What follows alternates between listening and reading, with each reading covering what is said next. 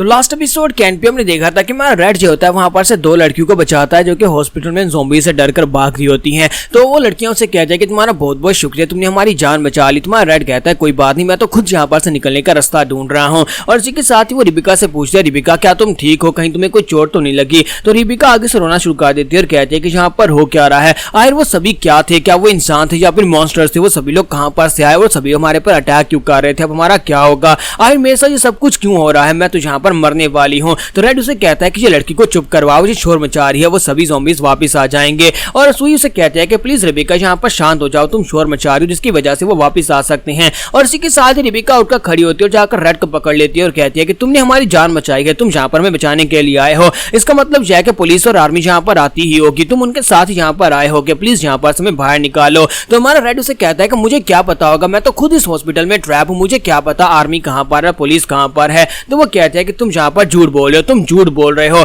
तुम यहाँ पर हमें बचाने के लिए आए हो, ये तुम्हारी जिम्मेदारी बनती है कि हमें यहाँ पर जिंदा बाहर निकालो, तुम यहाँ पर हमें बाहर निकालोगे, तुम एक मर्द हो, तुम्हें यहाँ पर हमें बचाना ही होगा। तो हमारा रेड कहता है कि यहाँ पर हो क्या रहा है, इस लड़की का तो दिमाग खराब हो गया है, ये क्या कर रही है। अब क्या रिबिका चिल्ला चिल्ला कर कह रही थी कि मैं यहाँ पर मरना नहीं चाहती, प्लीज मुझे बचा लो, प्लीज मुझे बचा लो, मैं नहीं मरना चाहती। और इसी के साथ ही हमारी सुई जो होती है उसके मुंह पर एक जबरदस्त थप्पड़ दे मारती है और कहती है कि अपनी बकवास बंद करो, जिस आदमी ने यहाँ पर हमारी जान बचाई है तुम उसके साथ यहाँ पर इस तरह से बर्ताव कैसे कर सकती हो, अगर चुप नहीं किया तो फिर मैं यहाँ पर तुम्हारा गला दबाकर खुद ही तुम्हें मार डालूंगी, तुम यहाँ पर शोर मचा रही हो और सभी ज़ॉम्बीज़ यहाँ पर आ जाएंगे। तो सुई इसी के साथ ही वहीं पर बैठ जाती है और कहती है प्लीज मुझे माफ करना, मैं बहुत ज्यादा डरी हुई हूँ, मुझे लगता है कि मैं यहाँ पर मरने वाली हूँ, इसलिए प्लीज मुझे माफ कर देना। तो सुई कहती है अच्छा अच्छा ठीक है कोई बात नहीं कोई बात नहीं, अब जरा यहाँ पर शांत हो जाओ, हम सभी लोगों को यहाँ पर सिचुएशन के हिसाब से आगे बढ़ना होगा, अगर तुम यहाँ पर इस तरह पागलों की तरह हरकतें करोगे तो हम में से किसी के लिए भी अच्छा नहीं होगा, मॉन्स्टर्स यहाँ पर आएंगे और हम तीनों को मार डालेंगे, हमें यहाँ पर से अगर जिंदा रहना है तो हमें पहले इस हॉस्पिटल से बाहर निकलना होगा,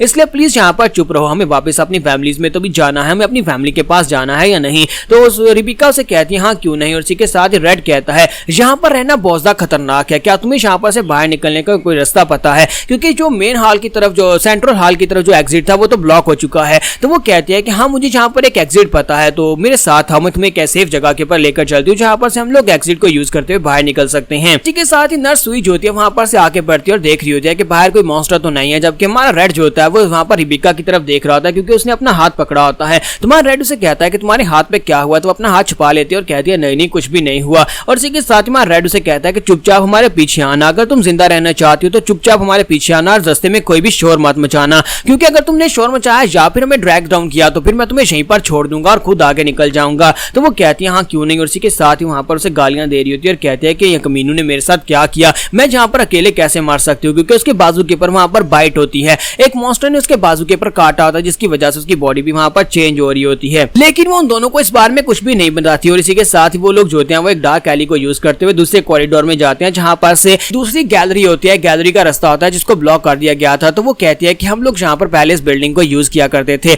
लेकिन जब से यहाँ पर नई बिल्डिंग बनी हमने इस बिल्डिंग को यहीं पर बंद कर दिया। पहले हम लोग सोच रहे थे कि इस बिल्डिंग को कंप्लीटली सील ऑफ कर दिया जाए या फिर इसको गिरा दिया जाए ताकि यहाँ पर कुछ नया बनाया जा सके, लेकिन फिर हमें यहाँ पर इसकी इजाजत नहीं मिली, इसी वजह से इस बिल्डिंग को फिलहाल के लिए क्लोज कर दिया गया है। यहीं पर से आगे सामने एक इमरजेंसी एग्जिट मिलेगा और उसके सामने हमें जाकर एक लिफ्ट मिलेगी, उस लिफ्ट को यूज करके हम लोग छत के ऊपर जा सकते हैं, अगर हम लोग छत पर चले गए तो वहां पर से निकलना ज्यादा आसान हो जाएगा। इसके साथ जैसे वो लोग बातें करते हुए आगे की तरफ जा रहे होते हैं हमारा रेड से रुकने का इशारा करता है और कहता है कि खामोश हो जाओ, क्योंकि वहां पर दीवार के अंदर क्रैक्स पड़े होते हैं और क्रैक्स के अंदर से दूसरी तरफ का रूम दिखाई दे रहा होता है, दूसरी तरफ के रूम के अंदर बहुत सारे ज़ॉम्बी मॉन्स्टर्स होते हैं। तुम्हारा रेड उसे कहता है कि यहाँ पर दूसरे रूम के अंदर तो बहुत सारे मॉन्स्टर्स हैं, अगर उन्हें आवाज आई तो हो सकता है दीवार तोड़कर अंदर आ जाए, इसी वजह से हमें यहाँ पर चुपचाप आगे बढ़ना होगा। तो वो कहते हैं कि मुझे लगता है कि यहाँ पर उस मेटेओराइट के टकराने की वजह से शॉक वेव्स की वजह से दीवारों के अंदर क्रैक्स पड़ गए हैं, तुम्हें बहुत ही संभल कर आगे बढ़ना चाहिए। तो सुई रिबेका से कहती है कि रिबेका क्या तुम यहाँ पर खामोश रह सकती हो? तो वो कहती है हाँ मैं तो यहाँ पर खामोश ही हूँ, लेकिन साथ ही वो अपने बाजू के ऊपर वहां पर स्क्रैच कर रही होती है, यानी कि अपने नाखूनों के साथ अपने बाजू को छीलने की कोशिश कर रही होती है, जिसकी वजह से वहां पर आवाज हो रही होती है।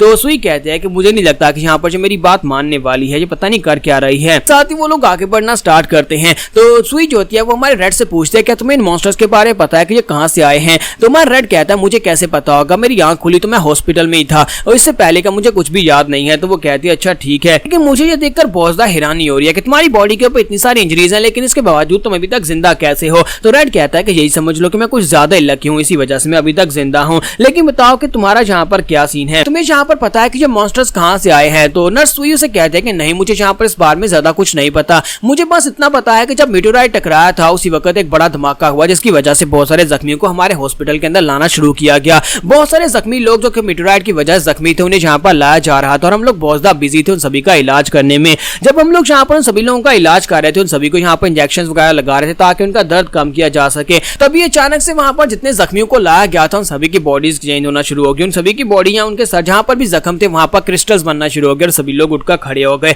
और मॉन्स्टर्स की तरह उन्होंने एक दूसरे के ऊपर अटैक करना शुरू कर दिया। वहां पर जितने भी नर्सें और जितने भी डॉक्टर्स हैं उन सभी को उन्होंने मारना शुरू कर दिया। तो इसी के साथ ही वो उसे कहती है कि मुझे बताओ कि तुम्हारी कोई फैमिली है। तो हमारा रेड पहले तो खामोश हो जाता है, फिर साथ उसे कहता है कि हाँ मेरी एक फैमिली है, मेरी एक गर्लफ्रेंड है जिससे मैं मिलने के लिए जाने वाला था और शायद मैं आज उसे प्रपोज कर देता, लेकिन अफसोस कि मैं उसके पास नहीं पहुंच पाया। और इसी के साथ ही नर्स सुई से कहते हैं कि मेरी भी एक बेटी है और उम्मीद करती हूँ कि यहाँ पर से बाहर जाने के बाद मैं अपनी बेटी से मिल सकूं। तो वो अपना मोबाइल निकालती है और अपनी बेटी की पिक्चर वहां पर देखती है। तो उसके मोबाइल के साथ भी जो चेन लगा होता है वो बिल्कुल वैसा ही होता है जो कि मीना के मोबाइल के साथ लगा हुआ था। तो इसका मतलब यह है कि मीना इसकी बेटी थी, लेकिन मीना मर चुकी है और इसे इस बारे में नहीं पता। और तो वो उसे कहते हैं कि मुझे लगता है कि हम दोनों के पास यहाँ पर जिंदा रहने की कोई वजह है। तुम अपनी गर्लफ्रेंड को बाहर जाकर ढूंढना चाहते हो और मैं जाकर अपनी बेटी को ढूंढना चाहती हूँ। चलो शाहबाज से फिर जिंदा बाहर निकलते हैं ताकि हम लोग जाकर अपनों को ढूंढ सकें। हमारा रेड उसे कहता है कि तुम तो यहाँ पर काफी ज्यादा टफ दिखाई देती हो। तो इसी के साथ ही सुई से कहते हैं कि वाकई में मैं यहाँ पर तुम्हें इतनी टफ दिखाई देती हूँ, मैं बाहर से यहाँ पर बहुत ज्यादा शांत रहने की कोशिश कर रही हूँ, स्पेशली यहाँ पर रिबिका के सामने अपने आप को टफ रखने की कोशिश कर रही हूँ, लेकिन असल में मैं यहाँ पर डर के मारे कांप रही हूँ। क्या तुम यहाँ पर मेरी टांगों की तरफ नहीं देख पा रहे? मैं तो यहाँ पर डर के मारे कांप रही हूँ, जहाँ पर इस गन को भी ठीक से नहीं पकड़ पा रही। मुझे बस जिंदा रहना है ताकि मैं वापस अपनी बेटी के पास जा सकूं। जबकि हमारा रेड उसकी बात सुनने के बाद सोच रहा था कि हाँ मुझे भी यहाँ पर जिंदा रहना है ताकि मैं वापस जीन के पास जा सकूं। इसके साथ ही हमारा रेड जो होता है वो उसे कहता है कि अब तुम्हें बिल्कुल परेशान होने की जरूरत नहीं है, हम सभी लोग यहाँ पर से एक साथ बाहर निकलेंगे और बाहर जाकर अपनों को ढूंढेंगे। तो वो कहती है हाँ क्यों नहीं, तुम्हारा बहुत बहुत शुक्रिया मुझे हौसला देने के लिए। और इसी के साथ ही वो उसे कहते हैं कि मुझे एक बात तो बताओ कि तुम्हारी एज कितनी है। तुम्हारा रेड उसे कहता है कि तुम्हें नहीं पता कि यहाँ पर लड़कों से उसकी एज नहीं पूछते, तुम्हें यहाँ पर मुझसे एज नहीं पूछनी चाहिए। दोनों जब वहां पर ऑफ द टॉपिक बातें कर रहे होते हैं, इसी के साथ ही दिखाता है कि रिबिका जो होती है पीछे दीवार के साथ टकरा जाती है। तो वो कहता है कि रिबिका अब तुम्हें क्या हो रहा है, और वहां पर लंबे लंबे सांस ले रही होती है। इसी के साथ ही सुई भागती हुई उसके पास जाती है और कहते हैं कि रिबिका तुम्हें क्या हुआ, क्या तुम ठीक हो? यहाँ पर आराम से सांस लो, जरा आराम से सांस लो। जबकि हमारा रेड उसकी तरफ घूर घूर कर देख रहा था, उसे वहां पर कुछ चेंजेस दिखाई दे रही होती हैं। और दूसरी तरफ से रिबिका को दिखाता है कि रिबिका की पूरी बॉडी वहां पर काफी हद तक चेंज हो चुकी होती है और वो कह रही होती है मुझे बहुत ज्यादा प्यास लगी है, मुझे प्यास लगी है, मैं यहाँ पर प्यास के मारे मर रही हूँ। और इसी के साथ ही वो वहां से आगे बढ़ती है और सुई से कहती है कि तुम्हारी खुशबू मुझे बहुत ज्यादा अच्छी लग रही है, तुम्हारी खुशबू मुझे अच्छी लग रही है। और इसी के साथ ही सुई रेड से कहती है मुझे लगता है कि इसका दिमाग खराब हो गया, कि हम लोग थोड़ी देर के लिए यहाँ पर रेस्ट कर सकते हैं, उसके बाद हम लोग यहाँ पर से आगे बढ़ेंगे। तुम्हारा रेड उसे कहता है हाँ क्यों नहीं, लेकिन कोशिश करना कि यहीं पर बेहोश ना हो जाए, मैं इसे उठाकर नहीं ले जा सकता। और इसी के साथ ही रिबिका जो होती है वहां पर कहती है कि मुझे मिल गया, मुझे मिल गया। और वो उसके गले की तरफ देख रही होती है जहां पर एक बड़ी नस होती है और उसके अंदर से ब्लड बह रहा होता है और वो ब्लड बहता हुआ से महसूस हो रहा था और उससे उसकी खुशबू आ रही होती है। और उसकी गर्दन की तरफ देखते देखते इसी के साथ जंप करते हुए आगे बढ़ती है और साथ ही वहां पर नर्स सुई के कंधे के ऊपर बाइट कर देती है और साथ ही उसकी वेन के अंदर से ब्लड पीना शुरू कर देती है। तो यहाँ पर हम लोग अपनी एपिसोड 10 का एंड करेंगे और नेक्स्ट एपिसोड में देखेंगे कि हमारा रेड इस सिचुएशन से कैसे बाहर निकल पाएगा। ये रिबिका तो यहाँ पर एक मॉन्स्टर बन गई और पागल हो गई है।